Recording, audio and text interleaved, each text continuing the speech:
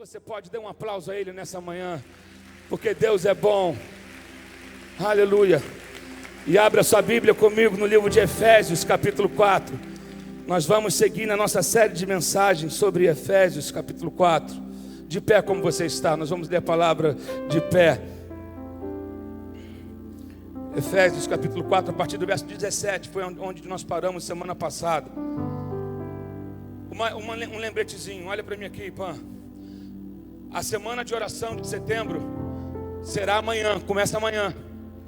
7 dias de oração, de 6 às 7 da manhã. Começa amanhã, vai até o outro domingo, amém, queridos?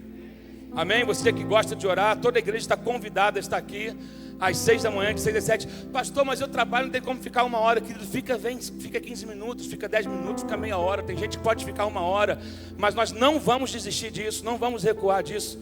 Nós vamos insistir. Então amanhã, começa amanhã, até domingo que vem, de 6 às 7 da manhã, oração.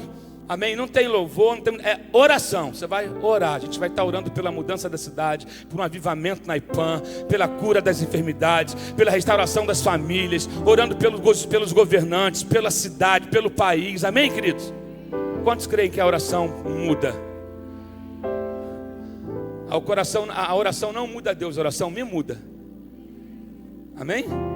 A oração me transforma. Então, de amanhã até o próximo domingo, de 6 às 7 da manhã. Eu quero ler esse texto de Efésios, a partir do verso 17. Ele é um texto um pouquinho longo, mas eu vou ler em duas versões. Eu vou ler a versão NVI e depois eu vou ler a versão da Bíblia, a Mensagem, porque eu acho a versão da Mensagem sensacional em termos de, ela é muito explícita, ela é muito contextualizada. Então eu vou ler em duas versões e você vai ler comigo. Nós lemos que Paulo começa falando no capítulo anterior, ele vai falar sobre o procedimento, sobre essa nova sociedade que Deus cria a partir da cruz, do Calvário, a partir da redenção, a partir da obra redentora de Jesus na cruz. Quando ele pega de dois povos, ele transforma em um. Ali nasce uma nova sociedade. Um povo que se achava o máximo, um povo que era rejeitado. Deus pega desses dois povos e cria um povo. E aí surge essa nova criatura, essa nova sociedade. Mas quando surge uma nova sociedade, essa nova sociedade precisa aprender uma nova cultura. E dentro dessa cultura envolve, agora a gente vai entrar em novas vestes. Não adianta eu ter uma nova vida e andar com roupa velha. Você vai entender. Você sabe que o presidiário, ele usa uniforme. Todo dia ele usa a mesma roupa, né? O mesmo modelo. Mas quando ele recebe a liberdade, ele abandona as roupas da prisão e ele é livre para usar roupa nova.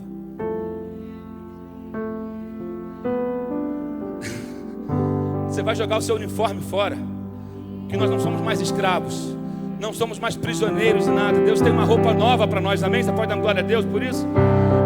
E é isso que nós vamos falar um pouco hoje, sobre essas novas vestes. Nós já somos novas criaturas, mas algumas pessoas, ainda mesmo sendo novas criaturas, ainda trazem em si roupas que não combinam mais com essa tua estação de hoje. Eu não estou falando aqui de roupa, matéria não, estou falando aqui de comportamentos que a Bíblia descreve como roupa. Você vai ver aqui, verso 17: assim eu lhes digo, e no Senhor insisto, que não vivam mais como gentios, que vivem na inutilidade dos seus pensamentos. Eles estão obscurecidos no entendimento e separados da vida de Deus por causa da ignorância em que estão, devido ao endurecimento do seu coração. Tendo perdido toda a sensibilidade, eles se entregaram à depravação, cometendo com avidez toda espécie de impureza. Todavia, não foi isso que vocês aprenderam de Cristo. De fato, vocês ouviram falar dele e nele foram ensinados de acordo com a verdade que está em Jesus. É interessante que ele fala Cristo aqui, que é a identidade no céu, o Filho de Deus, o Cordeiro de Deus, Cristo ungido. Mas depois ele fala de Jesus, que foi o nome que ele recebeu terreno. Isso é, ele viveu, ele foi o exemplo. Ele foi a matéria, ele foi o professor e ele foi o exemplo. Oh meu Deus, isso é bom. A matéria, Jesus, Cristo. Professor, Jesus. O exemplo, Jesus. Amém, queridos? Isso é, a gente vai, vamos lá. Verso 22, aí presta atenção aqui, ó, verso 22, quanto à antiga maneira de viver, vocês foram ensinados a quê? A despir-se do velho homem, que se corrompe por desejos enganosos, a serem renovados no modo de pensar, e a revestir-se do novo homem, criado para ser semelhante a Deus em justiça e em santidade provenientes da verdade. Portanto, cada um de vocês deve abandonar a mentira e falar a verdade ao seu próximo, pois todos somos membros de um mesmo corpo. Quando vocês ficarem irados, não pequem, apaziguem a sua ira antes que o sol se ponha, e não deem lugar ao diabo. O que furtava, não furte mais, antes trabalhe, fazendo algo de útil com as mãos, para que tenha o que repartir com quem estiver em necessidade. Nenhuma palavra torpe, esse termo, esse torpe aqui, no original significa podre. Nenhuma palavra podre, nenhuma palavra torpe saia da boca de vocês, mas apenas a que for útil para edificar os outros, conforme a necessidade, para que conceda graça aos que a ouvem. Não entristeçam o Espírito Santo de Deus, com o qual vocês foram selados para o dia da redenção.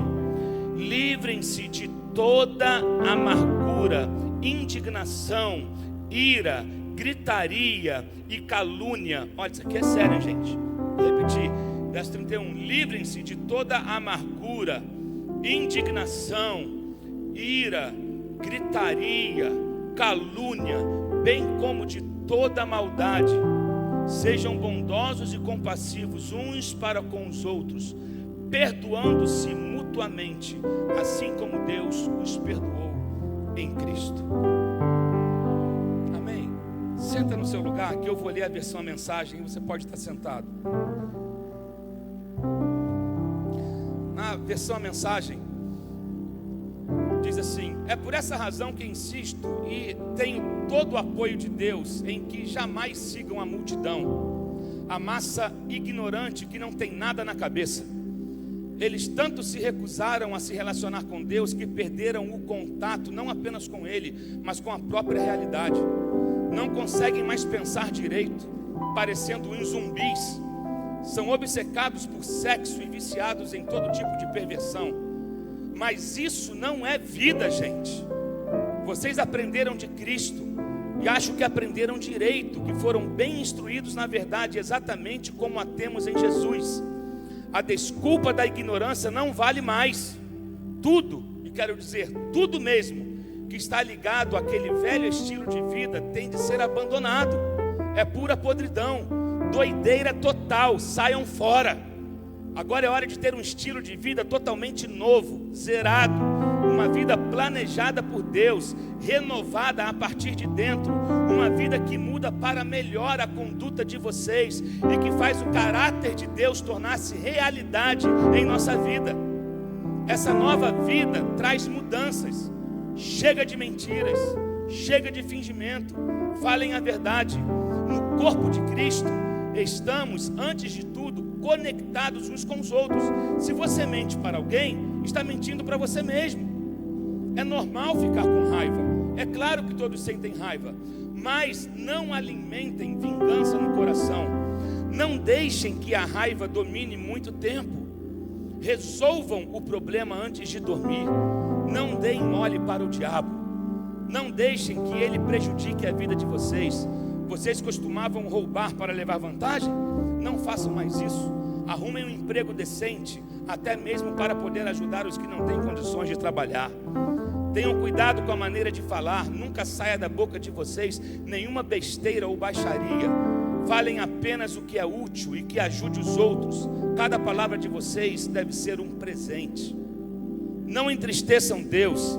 não lhe causem desgosto nenhum. O Espírito Santo que se move e respira em vocês é quem nos leva à intimidade com Deus e os deixa em condições de se relacionar com Ele, e nos deixa em condições de nos relacionar com Ele. Não desprezem este presente maravilhoso. Nada de conversa profana, difamadora, nociva.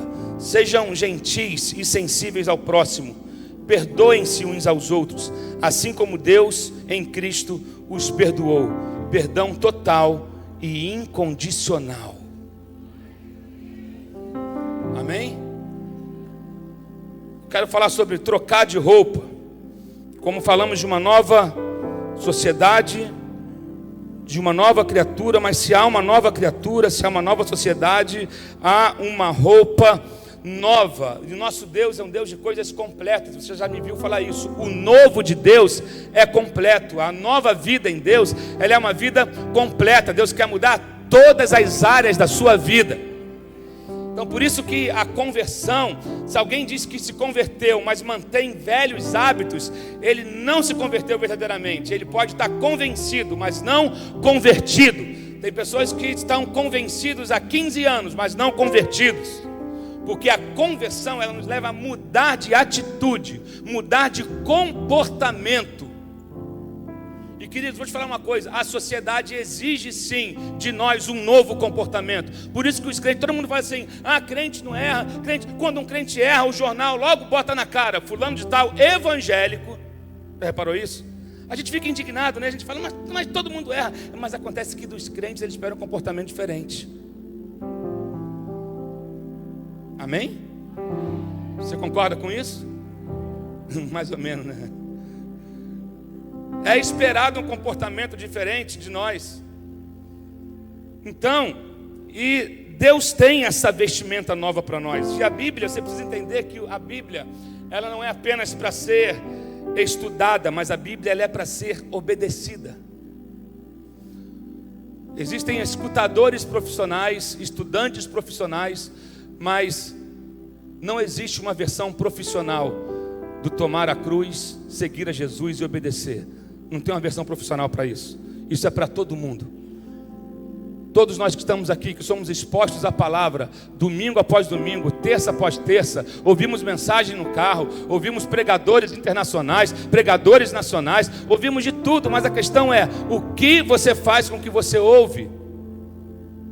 Paulo está escrevendo para a igreja aqui, olha só, vocês estão sendo instruídos nisso. Isso aqui deve ser um novo comportamento. Isso faz parte desse novo pacote de vida que foi proposto a vocês, que foi oferecido a vocês. Paulo ele vai explicando de tudo aquilo que Deus já havia feito através de Cristo. Agora, porque Ele fez tudo isso, cabe a vocês começarem a se comportar dessa maneira. Porque antes vocês não tinham entendimento. Vocês estavam obscurecidos. Como eu falei aqui um tempo atrás, nós fomos encontrados no cemitério. Ele nos encontrou mortos nos nossos pecados. E Ele foi e nos trouxe uma nova vida. Então, dentro disso, Ele começa a nos propor uma nova maneira de viver. Paulo está dizendo, eis aqui o que Deus fez por vocês. E agora, eis o que vocês devem fazer para Cristo. Então, Tiago vai dizer, 1:22, que nós devemos ser praticantes da palavra e não apenas ouvintes da palavra. Amém, gente? Então, olha só, não vou pregar nada novo nessa manhã. Tá? Porque não tem um evangelho novo, o evangelho é o mesmo. Não tem uma revelação nova, a revelação é a mesma, está aqui. Se o pessoal fica atrás de revelação nova, de modelo novo, de um monte de coisa nova, se viver o que está aqui, estava tudo certo. Quer o céu na terra? Viva a palavra. Bons de cantar, não, é o tempo do reino na terra. Está na moda isso, falar o tempo da cultura do céu na terra. É o tempo sempre foi o tempo disso. Esse sempre foi o plano original de Deus. A questão é que a gente não obedece, a gente não põe em prática. Então tem gente achando que inventou a roda. Querido, já existe. Esse sempre foi o propósito original de Deus, trazer o céu para a terra, que fosse a extensão. Deus quis se multiplicar, por isso criou eu e você e botou a gente aqui na terra. Deus não nos fez para o céu. Ei, não escandaliza não. Deus não nos fez para o céu. Se Ele quisesse a gente no céu, Ele teria deixado a gente lá quietinho, porque a gente já existia na eternidade. Ele nos fez para a terra. O céu Ele fez para os anjos, mas a terra Ele confiou aos homens. Por isso Ele criou eu e você, colocou a gente nessa terra maravilhosa. A terra é abençoada. Posso ouvir um amém? Quando a Bíblia fala, pastor, mas o mundo jaz no maligno. É o sistema que tomou conta. Não é o mundo terra, não é a árvore, a terra, a planta. Não, é o sistema do mundo jaz no maligno. E é por isso que a eclésia precisa se manifestar, para que haja uma redenção. Oh meu Deus, me ajuda aí, pentecostal. Se fomos ressuscitados de dentre os mortos com Cristo, isso deve nos motivar a andar em pureza e andar debaixo dos princípios que Ele estabeleceu. Não sou eu que crio a minha verdade. Existe uma verdade que já foi criada. Não tem meia verdade. Existe a verdade. No mundo de hoje, as pessoas querem fazer adaptações em tudo. Querem adaptar o código, a Constituição. Querem adaptar uma série de coisas. Mas existe uma verdade que já foi estabelecida. E essa verdade é irrevogável. Essa verdade é o Evangelho de Deus. É os princípios que Deus estabeleceu. E isso é irrevogável, não tem negócio. No reino de Deus não tem democracia. No reino de Deus não tem referendo. No reino de Deus não tem eleição para ver se é isso ou aquilo. No reino de Deus, Ele já estabeleceu como tem que ser. Se você quer ser próspero, se você quer ter uma vida vitoriosa, você precisa seguir o que Ele estabeleceu como princípio. Não querer criar uma verdade para adaptar a tua vaidade, o teu estilo de vida, para agradar o teu pecado, para enquadrar dentro do sistema. Não, ou você abandona o pecado e fica com Deus, ou você abandona Deus e mete o pé no pecado. A Bíblia fala, aquele que está sujo, suje-se ainda. Meu irmão, só está fazendo isso, mete o pé de vez. Ou conserta de vez, ou se arrebenta de vez. Mas não vem brincar não. O bagulho é sério, a mensagem é séria, o Evangelho é sério, tem que ser levado a sério.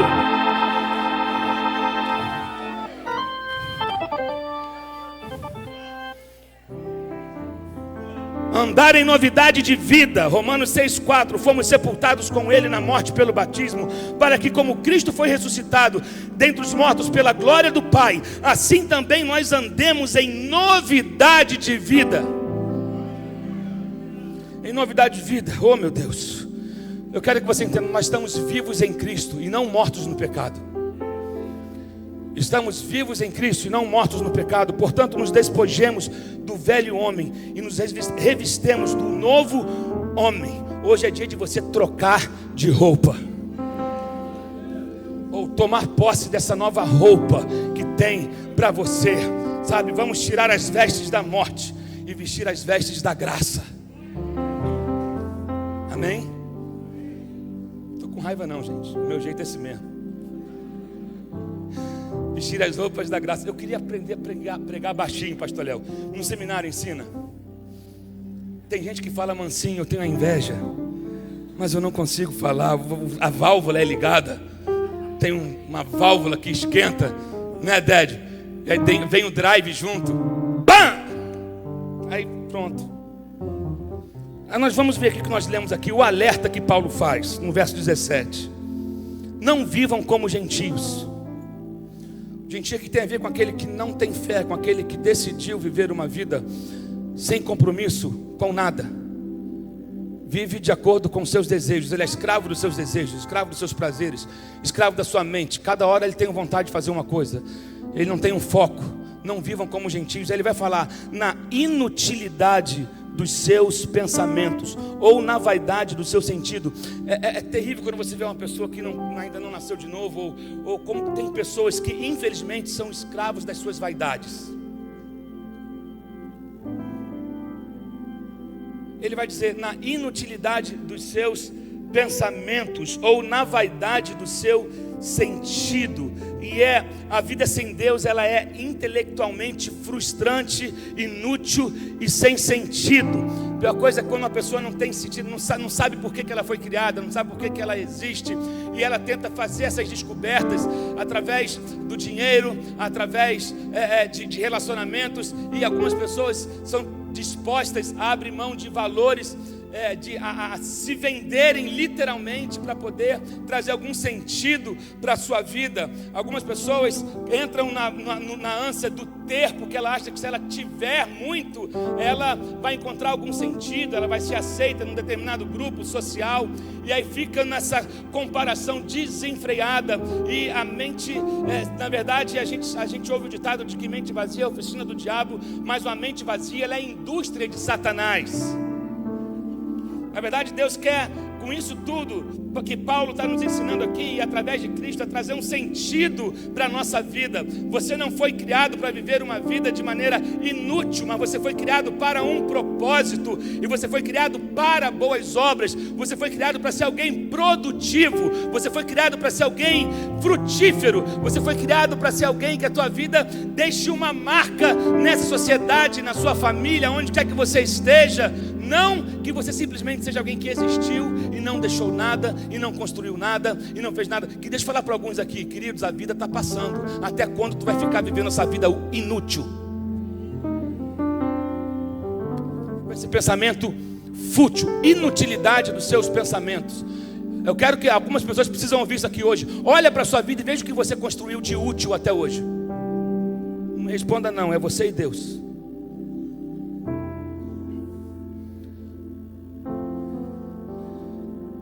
Inutilidade dos seus... O que você pensa? A Bíblia fala, como o homem pensa, assim ele é. O que você pensa a seu respeito? O que você pensa está alinhado com Deus ou alinhado com o seu desejo? O que você pensa tem a ver, te aponta para um futuro, ou é algo momentâneo, sem sentido, sem perspectiva de futuro? Você está vivendo vivendo para um momento presente e não tem foco. Algumas pessoas perderam o foco do chamado, o foco do propósito, o foco de quem elas foram criadas para ser. Elas até souberam um dia, descobriram um dia, mas lidaram com as dificuldades, não souberam lidar com o processo, não souberam lidar ou serem resilientes com as portas fechadas, não souberam lidar com as decepções, não souberam lidar, e aí decidiram o caminho mais fácil, que entra nesse caminho aqui da inutilidade, de uma vida vã, de uma vida sem sentido, de uma vida onde tudo é vaidade. Uma vida onde eu preciso ter para ser aceito, e você não é o que você tem. Vaidade, aquilo que é vão, ilusório, desejo imoderado de atrair a admiração. Tem gente que para ser admirado, ele faz qualquer coisa. Tem gente que para ser visto, ele faz qualquer coisa. Tem gente que para ser aceito, deixa eu falar uma coisa, você já foi aceito. Não, você não entendeu. Você já foi aceito. Você não precisa andar de maneira sensual para ser aceita. Você não precisa se endividar com dinheiro que não tem para comprar a bolsa que você não precisa para ser aceita.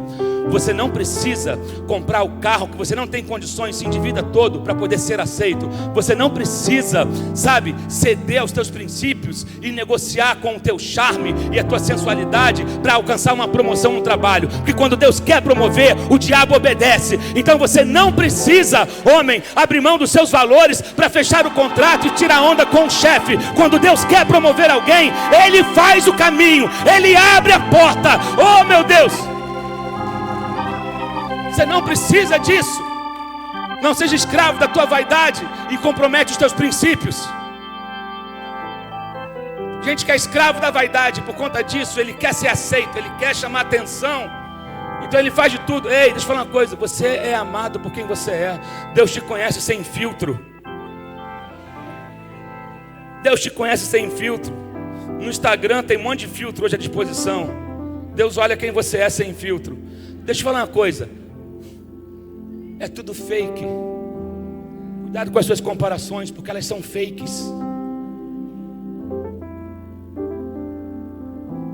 Deus te ama do jeito que você é. Deus te ama com os defeitos que você tem. Ele criou você, Ele sabe o que falta em você, Ele sabe o que pode melhorar, Ele sabe das suas limitações. Você não precisa ficar refém disso, do que é vão, do que é ilusório. o diabo, ele é um excelente ilusionista, gente. Pense em alguém que sabe arrumar uma vitrine. Tu acha que o diabo chega para você de capa preta e chifre e cara feia? Tu acha que o diabo chega assim? Meu irmão, o diabo sabe fazer um cenário como ninguém. Ele vai chegar bonito ou bonita, ou com uma proposta maravilhosa. Cuidado com essa parada. Arrumei um esquema para a gente ganhar dinheiro. Gente, toda vez que chegaram para mim, tem uma paradinha aí, é coisa do capeta, foge. Dinheiro se ganha trabalhando. A Bíblia vai dizer isso. Tem gente que tem ânsia de... quem não quer ficar rico, pastor querido? Olha só. A Bíblia fala que tem um dom de riqueza. Eu não quero aqui quebrar os seus biscoitos, mas nem todos serão ricos, não. Tem gente que tem dom de riqueza. Eu não tenho dom de riqueza. E oro, Senhor, derrama sobre mim. Ele derrama outras coisas.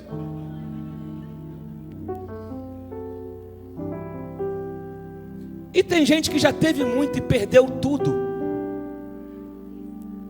E tem gente que sabe o que eu estou falando aqui, que realmente que não é a grana. Porque você já teve muita coisa. E quando você tinha tudo, você não tinha a paz que você tem hoje. Você tinha tudo, mas você não tinha a alegria que você tem hoje. Deus até permitiu que você tivesse algumas coisas para você ver que aquilo não é o que importa.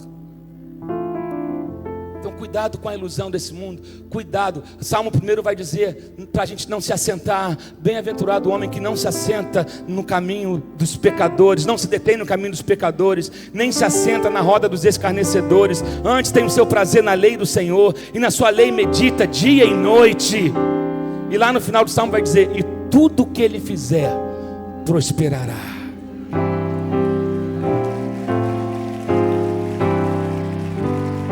O problema é quando a gente começa a abrir concessão. Eu paro para conversar com o escarnecedor, daqui a pouco eu começo a caminhar com ele, daqui a pouco eu começo a imitar o que ele faz. Esse é o caminho da queda. Parar para conversar com quem não deve, cair na laia dele, porque ele tá arrebentando, bicho, caramba, rapaz, tô fazendo o que está acontecendo. Mas ele não te diz que a família dele está destruída, que ele está com um monte de BO nas costas, mas ele, para você, ele quer pintar que ele é o cara. Ninguém gosta de dar atestado de fraqueza, não é verdade? De fracasso. Aí tu começa a fazer a mesma coisa. Pô, fulano fez, está se dando bem. Pô, o carrão que ele está dirigindo, vai ver lá a busca e apreensão, e ele estacionando o condomínio do lado para não perder o carro. Tu quer essa vida para você? Mas o cara, não, ele está bombando, eu tenho que ser como ele é. Pronto, se deteve. Aí ele começa a te fazer uns convitezinhos. Aí você começa a caminhar. Aí daqui a pouco, você começa a imitar o que ele está fazendo. E ao mesmo tempo está orando para Deus. Faz, Senhor, prospera, faz. Peraí, como é que está a tua vida? A bênção é condicional, querido. Bem-aventurado feliz é aquele que não faz essas coisas. É o que não faz. O que decide não fazer, não imitar e não seguir esse caminho. Esse cara que escolhe meditar na lei do Senhor, esse cara, tudo que ele fizer prosperará. Agora, prosperidade não é o que você pensa. Prosperidade é você ter uma vida equilibrada. Prosperidade é você ter uma família saudável. Prosperidade é você não ver o teu dinheiro indo por mês sendo consumido por remédios, consertando objetos dentro de casa que está quebrando do nada. Todo mês aparece uma conta que você não esperava e morde um pedaço do teu salário. Prosperidade é você ver os teus filhos crescendo, é você ter saúde, é você não ter falta. Prosperidade é não ter falta.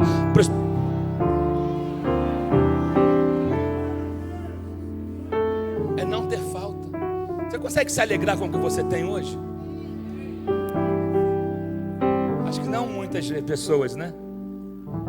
Você acha que se tivesse uma casa nova seria mais feliz? Vem a casa, passa 6 meses na casa, volta a tristeza. Aí o cara acha, se eu tivesse uma mulher nova, eu seria feliz. Aí acaba o casamento, tal, troca, daqui a 6 meses os mesmos BOs começam a acontecer de novo. Se eu tivesse um marido novo seria melhor. Aí você larga tudo. Se eu tivesse um emprego novo, tá? Se eu mudasse de país, eu conheço gente que mudou de país e está na mesma zica que vivia aqui. Porque o problema não é geográfico, o problema está aqui, ó. A pessoa leva o problema para onde ela vai, porque ela é o problema. Enquanto ela não decidir ser liberta, ser curada, ser tratada pela palavra e confrontada, ou melhor, ser praticante da palavra. Olha só, homens enrolados, homens que não obedecem à palavra, levam problemas por onde passam.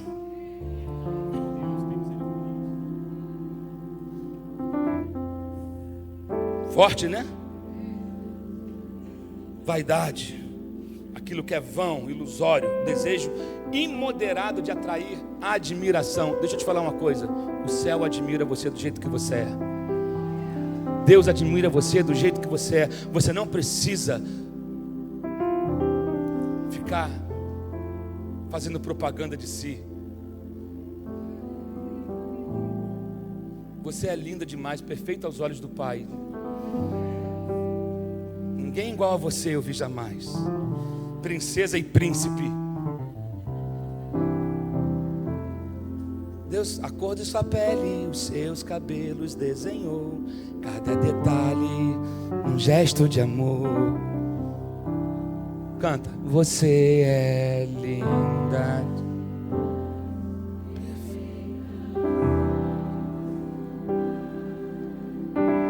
Alguém igual a você. Princesa e príncipe.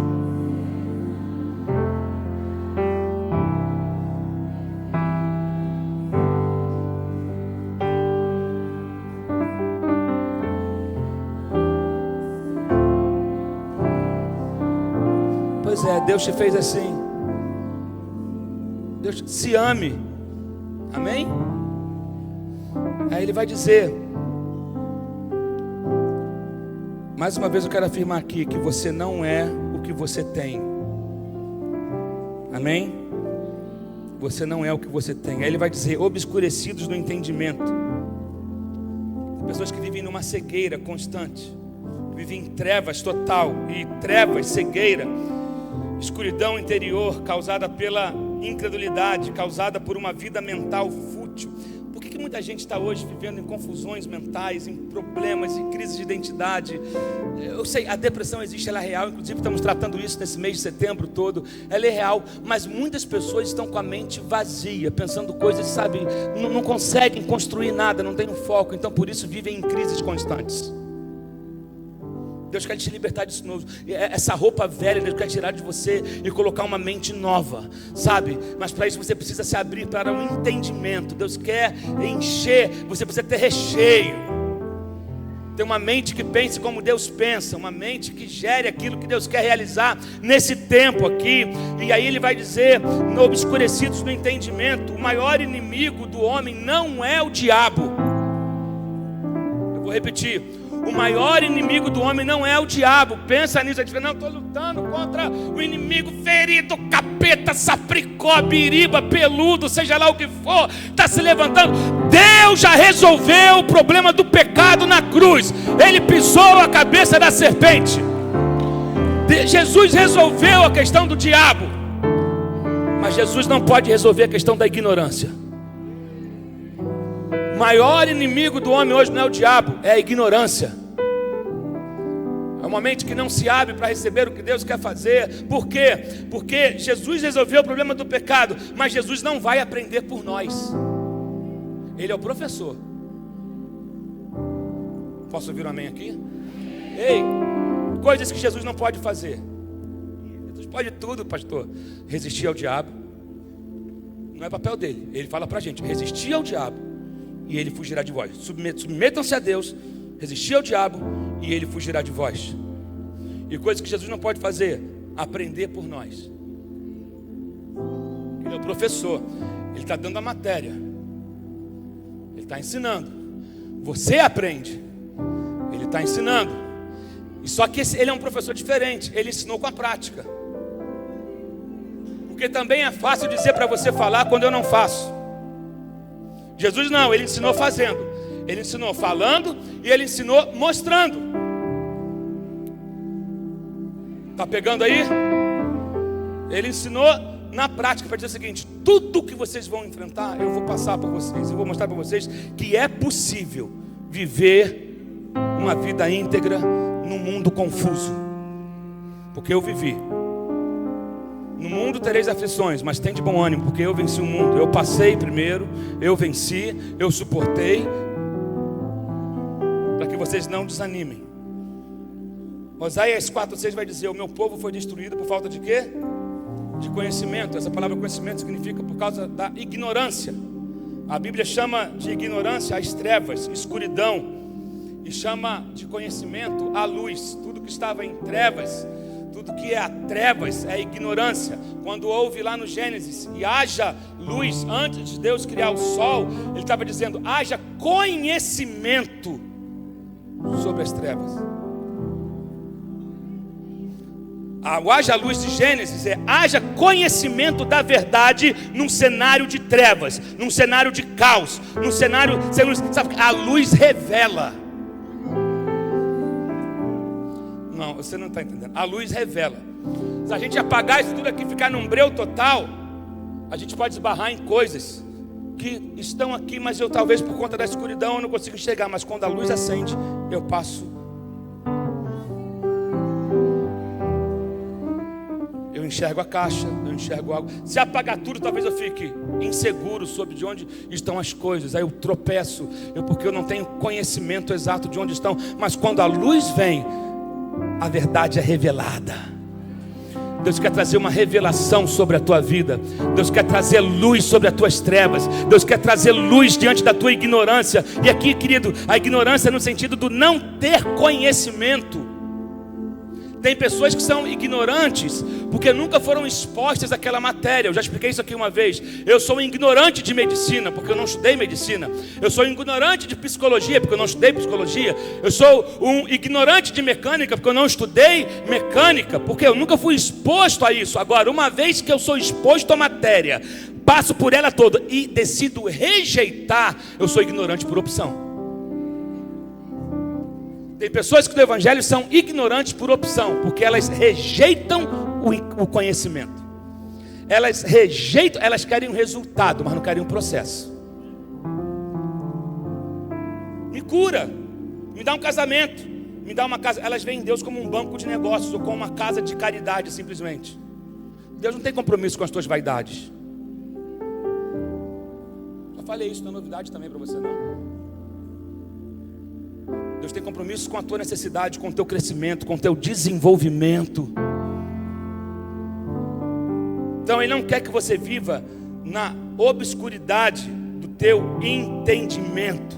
Deus está bradando hoje, o haja luz já foi dito, para que haja entendimento e você seja liberto da ignorância. O desejo de Satanás é manter você na ignorância, porque na ignorância você vai pecar, e pecando vai para o inferno. Mas Jesus disse: eu sou a luz do mundo. Isso é, eu sou o conhecimento da revelação de Deus. Jesus é a resposta daquilo que nós não conhecemos. Jesus é a resposta para aquilo que nós não conhecemos. Você pode repetir isso comigo? Jesus é a resposta daquilo que eu não conheço.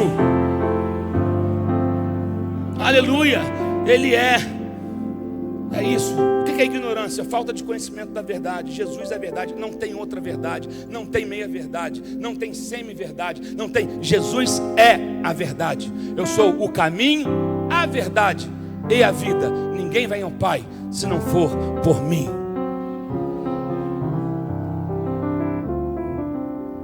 Ele é. Aí ele vai dizer: separados da vida de Deus. Estávamos assim, separados por causa da incredulidade, separados por causa da dureza de coração, separados por causa do pecado, até que a luz veio. E a luz e a vida andam juntas. Não tem como separar a luz da vida. A luz e a vida caminham juntas. Se você andar na luz, então você tem vida. Amém? Se andar na luz, terá vida. E teremos comunhão uns com os outros. Se andarmos na luz, como Cristo na luz está, temos comunhão uns com os outros. E o sangue de Jesus, o quê? Quem sabe? Quem sabe? Nos purifica de todo o pecado. Se andarmos na luz, veja bem, nós não podemos ignorar os sis e os portantos da Bíblia. Tem gente que ignora, que quer passar por cima, mas não.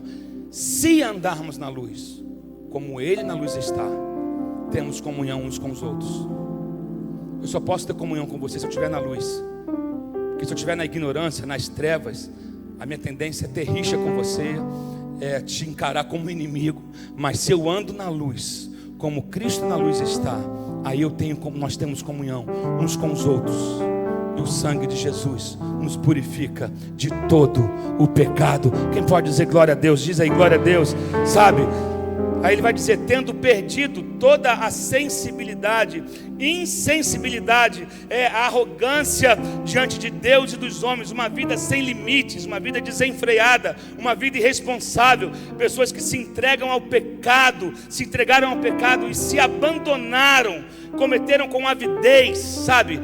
O que é avidez? É desejo voraz, sem controle algum, todo tipo de perversidade. A Bíblia fala que como uma cidade sem muros, assim é o homem que não consegue se conter. Eu ando na rua e às vezes eu fico com vergonha de homens. Confesso para vocês. Eu ando na rua e tem homens que parecem que são verdadeiros animais, olhando para um pedaço de carne quando passa uma mulher. Eu vejo algumas conversas de homem que me dá vergonha. Em relação a tudo, não é só em relação a mulher, mas em relação a dinheiro, em relação a negócio, ao linguajar. Deixa eu te falar uma coisa, homens aqui da IPAM, o nosso linguajar tem que ser diferente. Bota um filtro na tua língua, exclui palavrão da tua boca.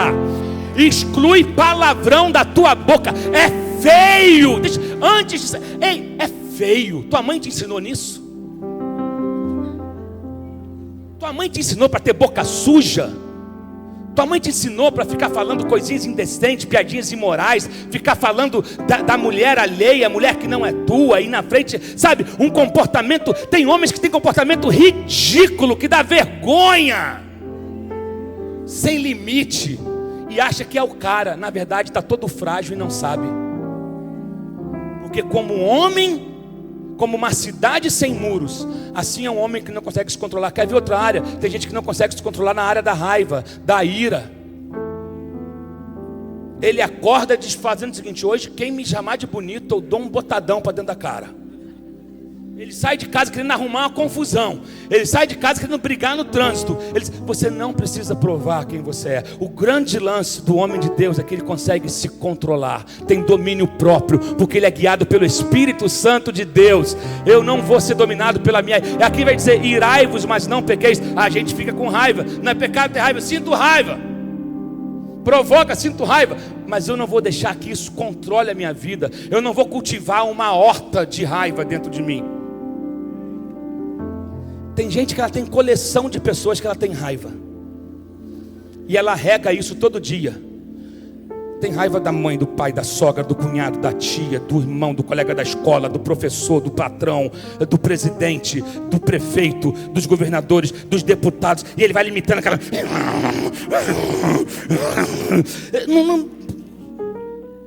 Não vacinar contra a raiva. Não, meu irmão, isso é pesado demais para você carregar. Deus não te criou para isso. Deus não te... A palavra diz que a palavra branda desvia o furor. Não seja um instrumento de ira, seja um pacificador. Porque nós somos novas criaturas. O que me alimentava antes da conversão não pode me alimentar mais hoje. Eu fico para morrer quando eu ouço alguém falar, ainda bem que eu sou nova criatura. O que daí? Ainda é nova criatura mesmo. Não se orgulha de quem você era, não. Tem gente que parece que sente saudade da época que não era salvo. Fala com orgulho. Vocês estão entendendo?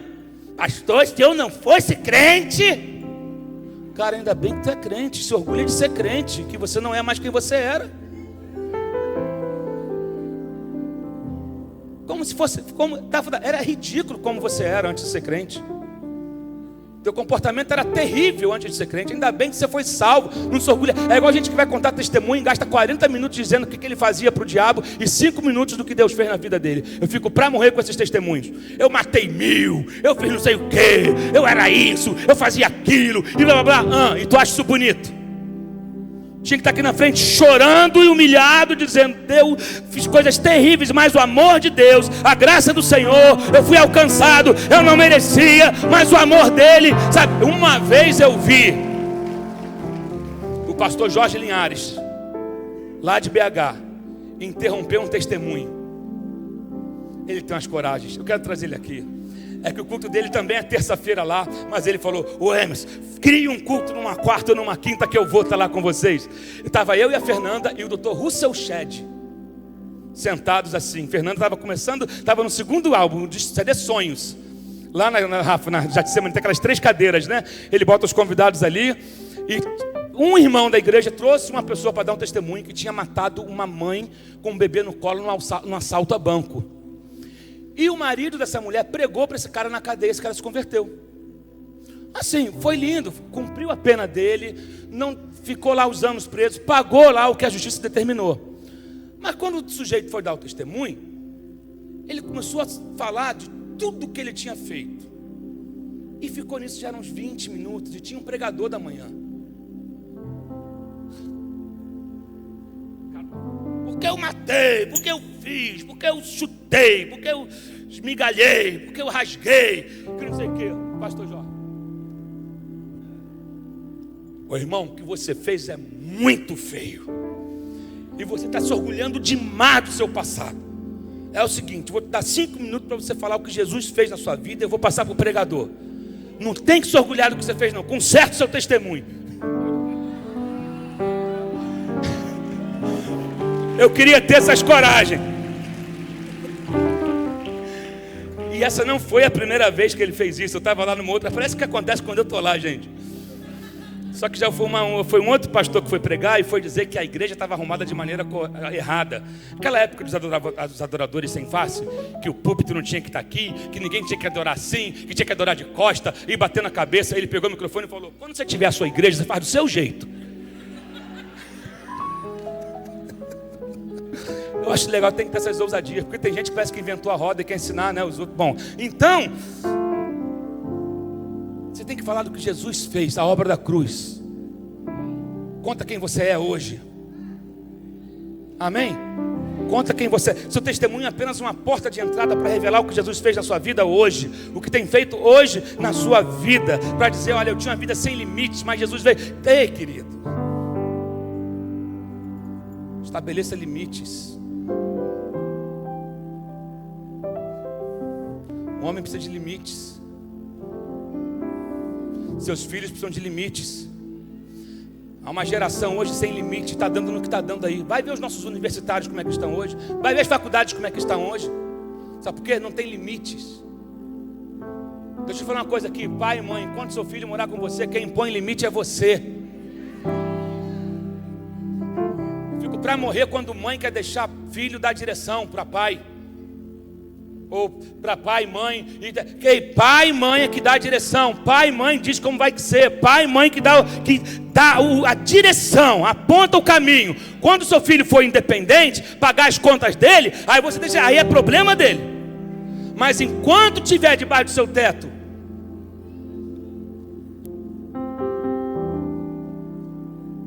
não é fácil não, gente. Hein, pai? É fácil? É um desafio, parceiro. Essa geração nossa está toda cheia de argumentos. Eles usam palavras que a gente não conhecia com 5 anos de idade, que eu só fui conhecer com 16. Eles usam palavras já com 12 anos, vem querer argumentar. Não, precisamos negociar a respeito disso. Precisamos falar, eu falei, vamos negociar a respeito disso. Tem um negócio chamado negociação. Não se espante, gente. Os psicólogos vão acabar comigo. Essa pós-modernidade, mas eu fico com o que a palavra diz: corrige o menino com vara. Deixa eu falar uma coisa. Irmã Seni, fica de pé aí. Seu Edson também. Fica de pé aí, seu Edson. Fizeram 50 anos de casado sexta-feira, ó.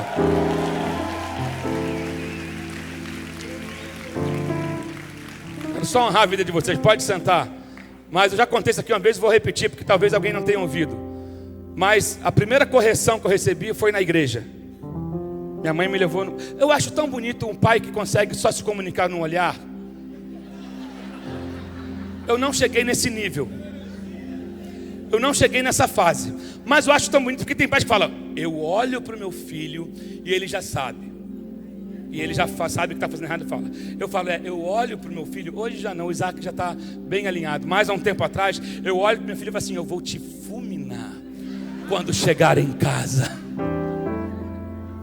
Mas a minha mãe, quando eu era moleque, e eu usava, já falei isso aqui, uma bota ortopédica, que eu via umas canelas assim abençoadas na primeira fileira da igreja, e eu vinha chutando todas as canelas que eu via pela frente. Quem já usou bota ortopédica aqui? Já usou bota ortopédica, querido? Aquele solo de madeira? Já tomou um chute daquilo?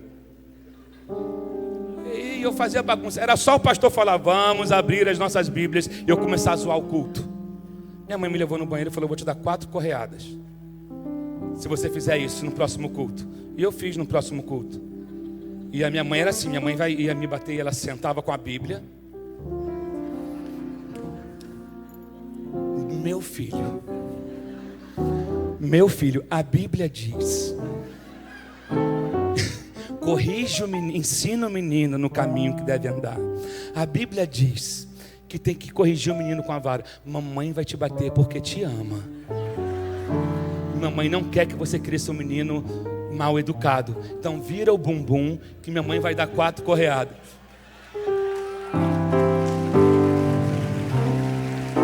Deixa eu te falar uma coisa. Pergunta se eu fiz bagunça no culto seguinte. Aprendi.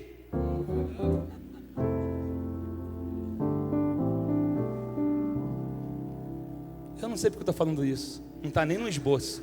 Mas você sabe o que está ouvindo. Estou dizendo de limites. Numa sociedade sem limites, a gente tem que botar limites. Sabe? Para descontrair um pouco. Agora, eu estou aqui hoje porque eu tive limites. Eu estou aqui hoje porque eu fui repreendido. Eu estou aqui hoje porque eu fui corrigido. Eu estou aqui hoje porque eu enfrentei alguns castigos na vida. De ficar de joelho, de cara para a parede, por exemplo. Eu tocava bateria na igreja. Meu primeiro instrumento foi bateria. Sou um baterista frustrado. Tenho maior vontade de tocar bateria. Até fico doido para um baterista faltar, mas não falta um. Para sentar ali, tirar um groove. Aí meu pai me comprou um prato de bateria para mim, um Ziltanã. Lembra desse prato, Léo? Prova na terra. Mas eu achava que era o prato, não tinha meu prato, meu pedal. Aí eu entrei, um pastor me botou de disciplina. Meu pastor, que era meu tio. Pensa na raiva que eu fiquei. Tomei ar, gente, igual fala no Nordeste. E pegou ar. Porque entrei na disciplina. Aí falei: é? Não toco, ninguém toca. Fui lá, tirei o prato, tirei o pedal, estou saindo no portão da igreja para ir para casa. Só ouço uma voz assim: Emerson, meu pai, volta, bota o prato no lugar, bota o pedal e não vai tocar. Pense numa ira que eu fiquei de ver outro tocando no meu prato e no meu pedal. Limites, me ensinando a ser homem, a ser gente. Amém, queridos? Meu Deus, fugiu tudo. É que eu estava falando sobre uma vida sem limites, desenfreada, irresponsável. Pessoas que se entregam ao pecado e se abandonaram, sabe? Eles se dão a todo tipo de sentimentos. Homens que não têm limites, mulheres que não têm limites. Pessoas que deixam os seus instintos mais primitivos governarem as suas vidas. E nós não. Com vocês não será assim. Vocês têm um manual de instrução para seguir. Vocês têm uma palavra, que essa palavra ela é viva e eficaz, mais penetrante do que espada de 2 gumes, que vai até a junta da medula e da alma e do espírito. Ela penetra, ela vai lá. Nós temos referência, nós temos palavra, nós temos um manual, nós temos direção. Nós não somos a geração dos juízes que diz lá: e vivia e não existia rei em Israel, e cada um fazia o que parecia certo aos seus próprios olhos. Quero dizer uma coisa: há rei em Israel. Há rei aqui. Nós não vamos fazer o que parece certo aos nossos próprios olhos. Nós não vamos criar uma verdade para a gente caminhar nela. A verdade já foi criada, a verdade existe, e a verdade é palavra de Deus. Ele vai dizer: cometeram com avidez, é o desejo voraz sem controle de todo tipo de perversidade. Sabe, aqui Paulo está dizendo para um povo que tinha o costume de comercializar a impureza. Hoje não está diferente, por isso que eu falo, não tem nada novo. As coisas se repetem. Hoje se comercializam impurezas. Não é diferente. Vivemos hoje numa sensualidade sofisticada, e tudo em nome da liberdade e maturidade cultural. O Senhor tenha misericórdia de nós, e que a igreja se levante com a bandeira do evangelho genuíno e verdadeiro, com os princípios da palavra de Deus. Eu não sou o que a mídia diz que eu sou. Eu sou o que a Bíblia diz que eu sou. Eu não sou o que direita e esquerda diz que eu sou. Eu sou o que a Bíblia diz que eu sou. Independente de direita, de esquerda, de centro, eu sou o que a Bíblia diz que eu sou. Eu me guio pela palavra de Deus. Ainda que criem leis para querer ir de contra o que a palavra de Deus diz, nesse caso eu fico com a palavra de Deus. Ah, pastor, temos que ser submisso. Eu tenho que ser submisso, desde que não fure esse padrão. Eu me guio pela palavra. Meu Deus, essas coisas que vivemos hoje totalmente anticristãs e degradantes para a sociedade. Então Paulo vai dizer: não foi assim que vocês aprenderam com Cristo. Vocês são novas criaturas. Então os desejos e ideias da velha criatura não devem mais controlar as suas vidas. É isso que Paulo está dizendo. Aí ele dá algumas instruções de coisas que a gente deve jogar fora e coisas que a gente deve colocar dentro.